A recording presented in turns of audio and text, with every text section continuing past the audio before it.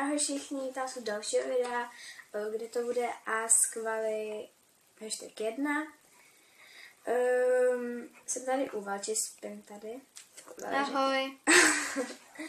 A já jsem tady napsala nějaké otázky, protože jsem fakt nechtěla opisovat z internetu. Je nějak tak půlnoc, už 12:30, 3/4. A nebudu to nějak zdržovat a jdeme na otázky. První otázka je, kolik ti je? Je mi 11. Druhá otázka, do jaké třídy chodíš? Chodím do 5. A. Třetí otázka, co nosíš víc? Kraťasy nebo šaty? Kraťasy. Já nemám rád chodit. Šaty. Ble.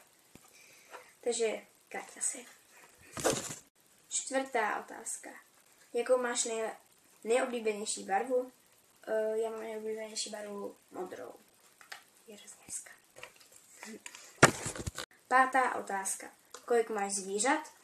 Mám 2 zvířata, psa a morče a jména nebudu říkat. To když tak vám napište do komentářů nebo do popisku. Tak. 6. otázka. Máš nějakou BFF? Jestli ano, řekni jméno.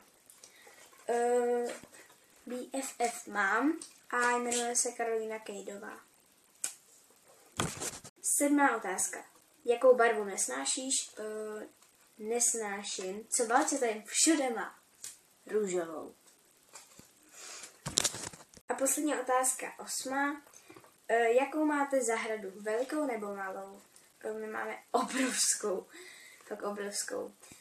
Pokud se vám tady to video líbilo, určitě dejte like, koment, odběr, můžete ji sdílet a do popisku teda napíšu jména, nebo jestli chcete, tak do komentářů mi to napište. A prosím, do komentářů mi pište nějaké otázky na druhý ask. Já se s váma loučím, a Valče taky. Ahoj. A ahoj.